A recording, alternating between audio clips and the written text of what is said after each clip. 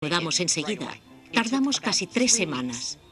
Íbamos vestidos y hacíamos ejercicios de sensibilidad, siempre vestidos, pero esperaban el momento y preguntaban, ¿cuándo vamos a desnudarnos?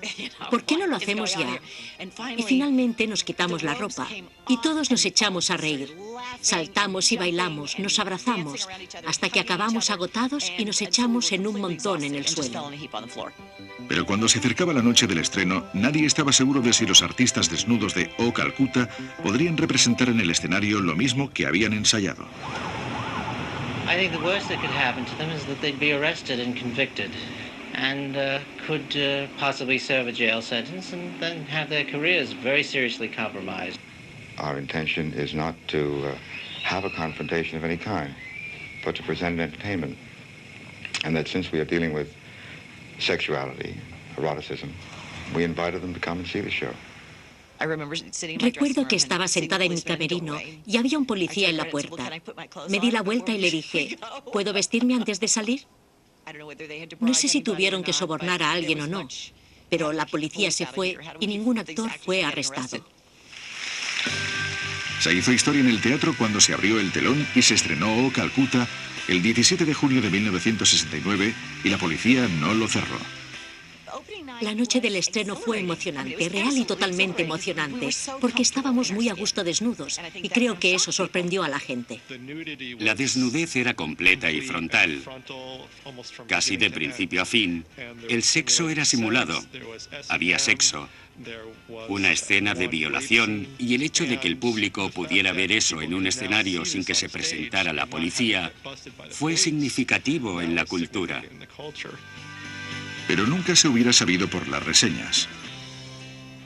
Tuvimos la fiesta habitual de la noche del estreno en Sardis. Aparecieron las primeras reseñas y fueron desastrosas. Clive Barnes escribió en la revista, sabía que iba a haber más de Margot Sappington. Esperaba mucho de ella, pero no esperaba ver tanto. Todos dijeron, esto es demasiado, la sexualidad es demasiado evidente. Y yo dije, no os preocupéis por esto hasta mañana. Entonces veremos cómo van las cosas. No creo que estas críticas sean malas para nosotros. Lo que importa es lo que diga el público. La segunda noche fue extraordinaria. Y la tercera supimos que la gente quería ver nuestro espectáculo. They've been doing this kind of thing in Europe for years. Now we can compete with Paris and London. After the initial shock of the first nude scene, nothing seemed very bad to me anymore. It's disgusting. I just thought I would never live to see anything like this. Ver O Calcuta se convirtió en una especie de piedra angular de la cultura. Había que verlo. El alquiler de binoculares fue extraordinario, sobre todo en la primera fila. Estaban lo suficientemente cerca para ver lo que querían ver, pero querían ver más. El público estuvo viendo O Calcuta durante 22 años. No teníamos idea de que fuera a ser tan revolucionario, pero lo fue. Abrió muchas puertas que no se habían abierto antes, y aquellos que lo despreciaban tuvieron que verlo de otra forma al estar tanto tiempo en las carteleras. Creamos una actitud diferente hacia la sexualidad en público. Y tuve el placer de hacer lo que nos propusimos hacer. Y lo conseguimos.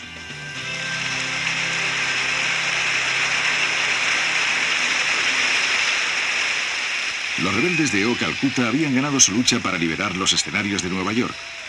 Pero en 1969, algunos de los avances más explosivos fue la aparición de la revolución sexual en la pantalla, que irrumpió en Hollywood y cambió la forma de ver el sexo en el cine para los norteamericanos. Well, I'll tell you the truth now, I ain't a real cowboy, but I am one hell of a stud.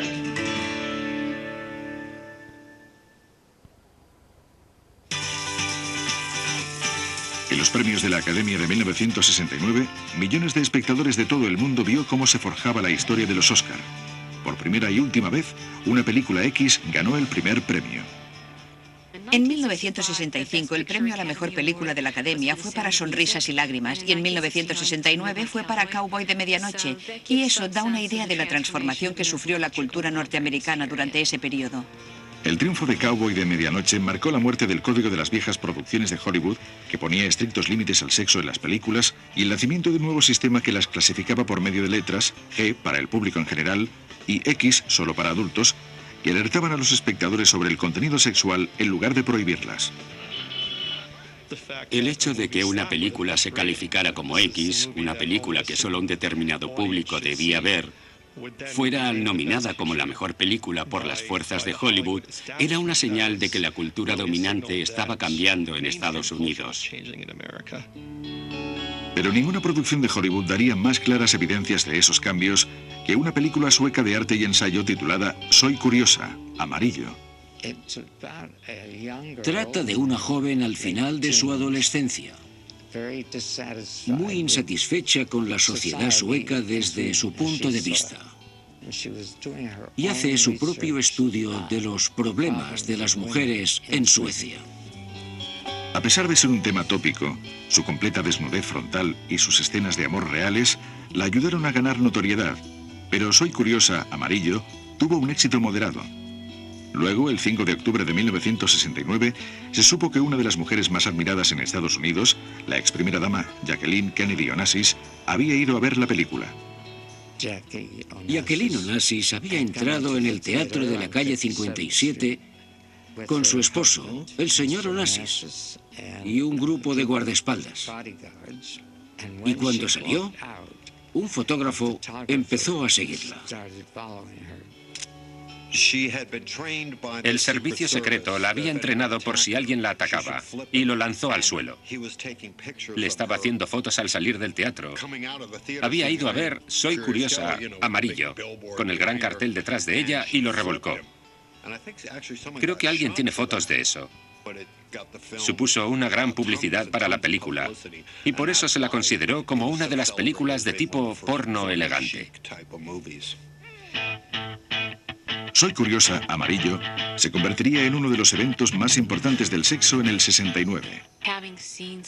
Soy curiosa, Amarillo daba por bueno ser sofisticada y aventurera sexual sin necesidad de cruzar la línea y hacer algo que no estuviese bien visto. Pero el éxito de Soy curiosa, Amarillo tuvo un efecto sorprendente. Esta película, que se permitió pasar bajo la calificación de pornográfica, alentó a los propietarios de los cines que pasaban películas extranjeras en Nueva York. Así que se prohibieron las producciones foráneas y durante muchos años no hubo salas donde se pudieran ver. Los dueños de los cines sabían que podían ganar mucho más dinero exhibiendo pornografía. Por eso a los cines de pornografía de finales de los 60 y los 70 se les llamaba siempre Chelsea Art Cinema, porque en esos cines se exhibían principalmente películas extranjeras y pasaron de las películas extranjeras al auténtico porno. Pero una película no tenía por qué ser clasificada X para tener algo importante que decir sobre el sexo en el 69. Una de las más reveladoras fue una calificada como R, que trataba de 4 amigos llamados Bob, Carol, Ted y Alice. Recordarán que hay un montón de libros que escriben sobre el matrimonio abierto, la premisa del matrimonio abierto y de los movimientos psicológicos basados en el sentimentalismo. Pero de repente se podía experimentar con esas cosas. El mensaje era que podía ocurrir en tu vecindario. Se oyó hablar de ello en la cultura pop durante todo el año. Eso estaba pasando en Estados Unidos, no solo en las colinas de Hollywood. Ya no era solo cosa de gente rica. Los maestros y los ingenieros mecánicos intercambiaban sus esposas y se lanzaban a orgías, y por supuesto es lo que ves en Bob, Carol, Ted y Alice. Dos parejas de la misma edad, de unos 35 años. Pero una quería encontrar la nueva psicología, la nueva era, nuevas parejas, esto, aquello, y los otros eran muy cautelosos, digamos, rígidos. Masursky eligió a Diane Cannon, una actriz joven y prometedora casada con Cary Grant, para representar el papel de Alice, el miembro más rígido del cuarteto. Rechacé un contrato de 5 películas con la Universal para hacer una prueba para el papel de Alice. Y mis agentes dijeron, No es una cosa segura. Tienes un contrato para 5 películas y eso solo es una prueba, no seas tonta. Y les contesté, no, quiero intentarlo, quiero hacerlo. Y lo hice. Era nuevo, era una aventura, sin miedo. Y sin embargo, al mismo tiempo, tenía cierta dulzura. Pensé que tenía algo con lo que todo el mundo se sentiría identificado. Todo el mundo.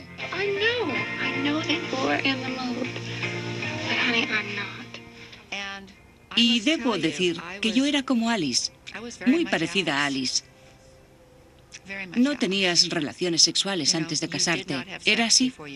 Esperé hasta que un hombre me pidió que me casara con él. Entonces podía tener relaciones sexuales. Y así lo hice.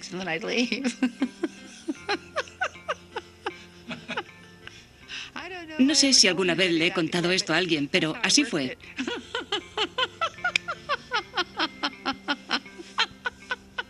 Yo no quería ser una mala chica.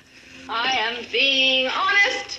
I am doing what I feel like doing. Well, what do you feel like doing? De acuerdo con la época, los personajes de la película expresaban su recién descubierta libertad sexual.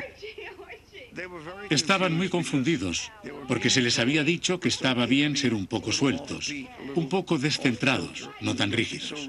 Los años de Eisenhower habían terminado. Ya no estaba el hombre del traje de franela gris. No todos tienen que ser exactamente iguales. Y eso fue un gran cambio. En el clímax de la película, los 4 amigos deciden que es hora de unirse a la revolución sexual mediante el sexo en grupo. ¿Pero estaban realmente dispuestos a dar ese paso? Alice había provocado eso. Lo había promovido, así que tenía que actuar. Vamos allá, ¿qué tenemos que hacer? Pero cuando llegó el momento, dijo, Dios mío, ¿qué va a pasar ahora? Yo me pregunto si no es esa la máscara que mucha gente lleva siempre. Soy muy moderno, pero en el fondo tengo miedo. Lo que pasaba al final haría que algunos de los espectadores de la película se sintieran más que frustrados. El cartel era mejor que la película, con los 4 en la cama, medio tapados. En la película no llega a ocurrir nada, porque todos se acobardan. Están muy cerca, se desnudan, se meten en una cama. Es muy divertido. Parece que se animan, pero de ahí no pasan. Y sin duda es un reflejo de mi posición. Y tal vez soy estricto, pero como yo no lo haría, pensé que ellos tampoco. Algunos de los críticos que vieron la película, y me gustó, dijeron que no habían llegado demasiado lejos. A mí me pareció que no debían ir más allá. A pesar de las quejas de que no había ido lo suficientemente lejos, Mazursky había dado algo real a su película que pasaría a ser un gran éxito. Al final, el mensaje de Paul Mazursky era que la generación de Eisenhower no podía adaptarse y que se van con sus relaciones de pareja reafirmadas. Así que, en cierto modo, sales de ver la película pensando que el amor libre es una especie de montaña de azúcar sexual solo para las generaciones más jóvenes y que las personas más mayores no deben jugar a eso.